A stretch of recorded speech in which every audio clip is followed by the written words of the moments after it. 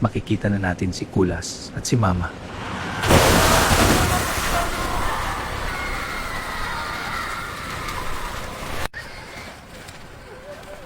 Oh, anak! Okay lang ba kayo?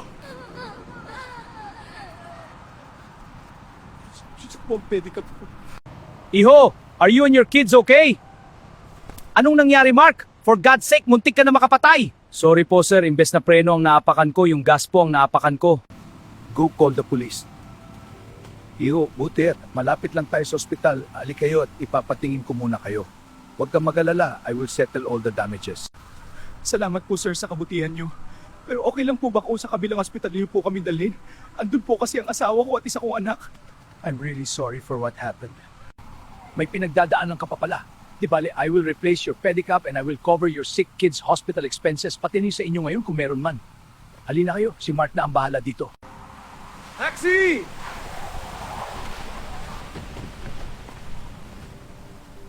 Yo, take us to the hospital on the other side. Mga bata, wag na kayo matakot, akong bahala sa inyo at sa papa nyo ha. Pupuntahan din natin ang mama nyo at kapatid nyong may sakit. Salamat po, Lolo. Andito na po tayo.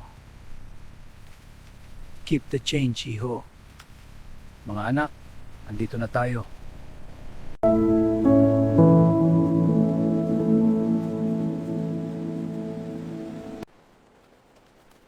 Iha, good evening. Can you tell us where is the emergency room?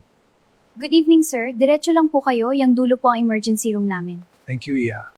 Iho, ano nga uli ang pangalan ng anak mo na naka-confine? Kulas po, sir. Miss, good evening. We're here to visit patient Kulas. Sir, pasensya na po. Isang bisita lang po ang pinapayagan namin pumasok sa loob. Ganun ba, Iha? Excuse us for a minute. Iho, you should go inside. Dito na lang muna kami ng mga anak mo. Salamat po, sir. Sasaglit lang po ako sa loob.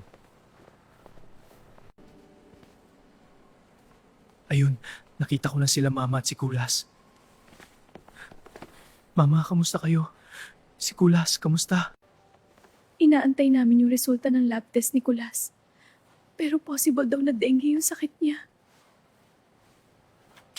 Anak, magpalakas at magpagaling ka, ha? Asan sila Isagani at Kikoy, Papa? Sa labas, ma, isang bisita lang ang pwedeng pumasok dito sa ward. May kasama silang matanda, yung nakabangga ng pedicab ko. Anong nangyari, Papa? Ikukwento ko mamaya lahat. Humanap muna tayo ng nurse na magbabantay saglit kay Kulas para makita mo na ang mga anak mo. Mommy, Daddy, check ko lang po vitals ng anak nyo. Nurse, lalabas lang po kami saglit. Nasa labas po kasi ang dalawa naming anak. Sige po, di pa naman ako tapos i-check vitals ng anak nyo.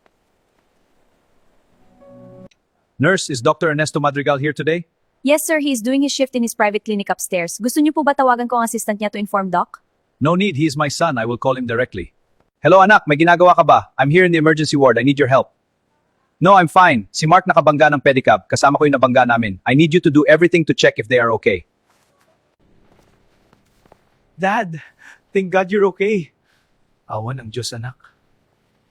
Mga bata, hali kayo. Ito ang magiging doktor nyo, ha? Sila muna ang i-check mo anak. Hintayin ko lang yung tatay nila. Susunod na lang kami. Hello, anong pangalan nyo? Ako po si Kikoy, eto naman po si Isagani. Nice to meet you, Isagani at Kikoy. Halina kayo, Isagani at Kikoy, i-check namin kayo.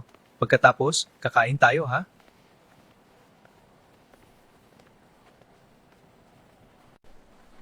May napuruhan ba sa inyo, Papa? Awa ng Diyos Mama, wala naman.